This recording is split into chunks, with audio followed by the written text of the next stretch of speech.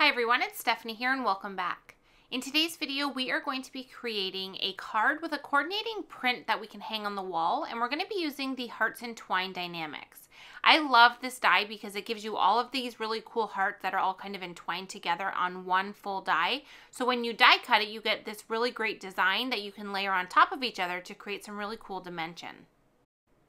As soon as I saw this, I knew that it would be really cool to use this as an accent that we could put onto a framed print on the wall. I really love the look of like a completely white frame print with a white mat with just a little bit of color in the center. So that's what we're going to create today.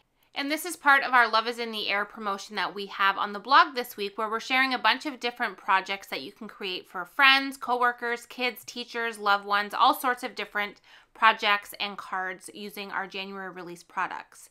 So for mine here, this is for a friend or coworker. I actually have this currently hanging in my craft room. I actually made a few of these because they're really quick and easy to make, and I wanted to keep one for myself selfishly because I did do a rainbow print on the hearts, which you'll see in just a minute here.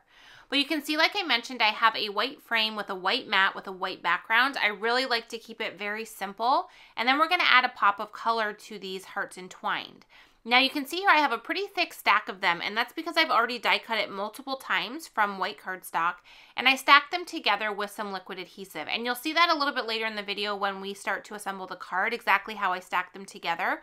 But I pretty much just die cut it a bunch of times, put my adhesive onto one of them, and then layer them on top of one another until I have it the thickness that I want.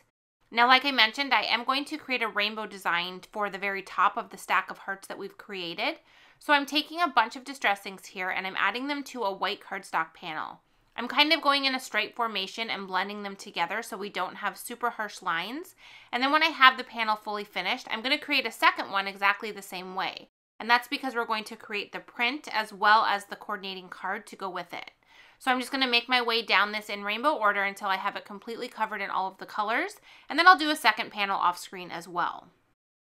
And you definitely don't have to do rainbow for this, so if you have a color scheme in mind, if the person you're creating it for has a specific color design, you can definitely change it up and use a single color or an ombre look with just a kind of colors in the same family.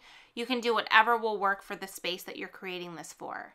So I'm just finishing off this first panel here, and then like I mentioned, I'm going to create a second panel exactly the same, and I'm just going to do that off camera since I am using the exact same process and the same colored inks. So now you can see here we have two panels completely done. Now I'm going to take this and die cut it through with this Hearts Entwined die, but I'm going to flip it around so that one of them has the purple on the top and one has the purple on the bottom. I'm just going to switch it up a little bit since we are creating pretty much the same design. I wanted to have a little bit of a variation on it when we were done. So I have both of them die cut here now, and you can see that this is going to fit perfectly over the top of the stack that we've already created. So on my little scratch paper here, I have that stack of white ones that I showed you earlier. And now I'm just going to take my liquid adhesive and I'm going to add it to the back of this rainbow one we've created. This is a great way to make it look like the whole entire piece that you're creating is full of color, but really we just have a bunch of white ones underneath that you're never actually going to see except for the side, which is going to give it the dimension. I definitely find that liquid glue is the easiest to adhere these all together. They are pretty intricate and you don't have a lot of space that you need to add the adhesive to, so the liquid glue goes pretty quickly and then you can just layer it on top like I'm doing here and just press everything into place.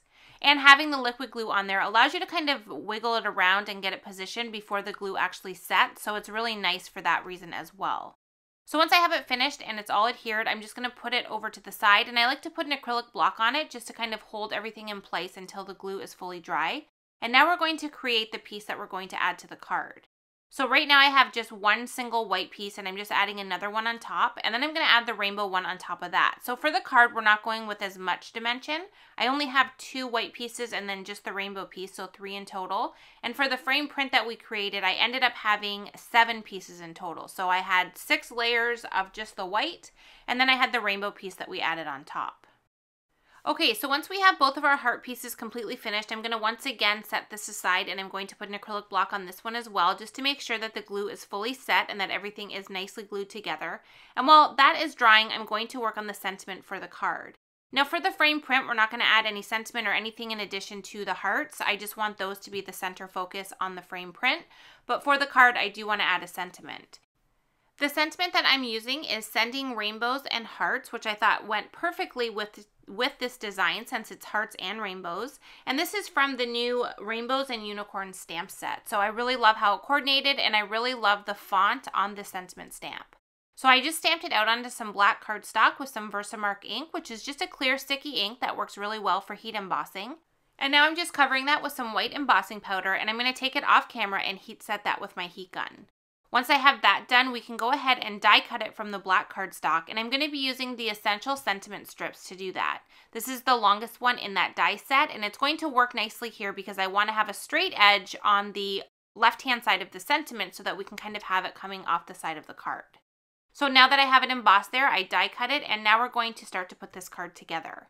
So I have a panel here of white cardstock, and this measures 4 inches by 5 1/4 because we're going to put it onto an A2 size card base, which measures 4 1/4 inches by 5 1/2. By cutting the white panel slightly smaller, it's going to allow us to have a little bit of a colored border around the outside edge because we're going to use a pink card base. So once again, I'm going to use that same liquid glue, and I'm going to add it to the back of this entire piece. And then once I have all of the glue added on here, I'm going to go ahead and position this onto the center of that white cardstock panel. And once again, like I mentioned earlier, using the liquid glue is going to allow me to put this onto the panel and kind of move it around until I'm happy with where it's placed. So I'm just kind of centering it right in the middle area here, pressing down really well to make sure that's adhered, and then we're going to add the sentiment. Now, since we have the heart stacked together so it's creating some dimension, I am going to add a little bit of foam adhesive to the back of the sentiment strip in any of the areas where it's going to kind of overlap the open area. And then I added a little bit of liquid glue for the parts that are going to overlap the hearts, and I'm going to add this onto the card. And as you can see, I did trim off the left-hand side like I mentioned earlier so that it would be flat against the card panel and look like it's coming off the side.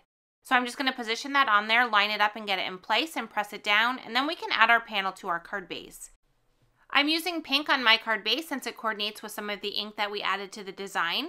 With this one, you could pick a bunch of different colors since we have the rainbow pattern, but if you used a different color on your card design, just use whatever cardstock color coordinates with the colors that you used on your hearts. Okay, so once I have that on there, our card is complete, and we can go ahead and finish the frame print that we are creating to coordinate with it.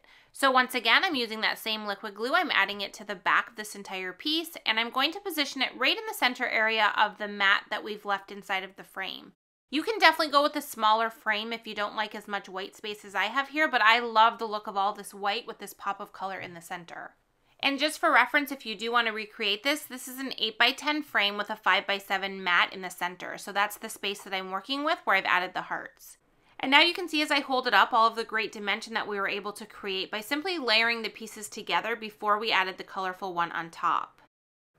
I hope this video gave you some ideas on ways that you can use your dies to create some really clean and simple framed prints for friends and loved ones. It's a really fun project, and it's super quick and easy to create.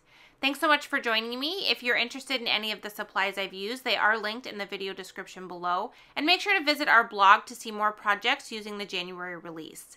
Thanks so much for joining me, and I will see you in another video soon.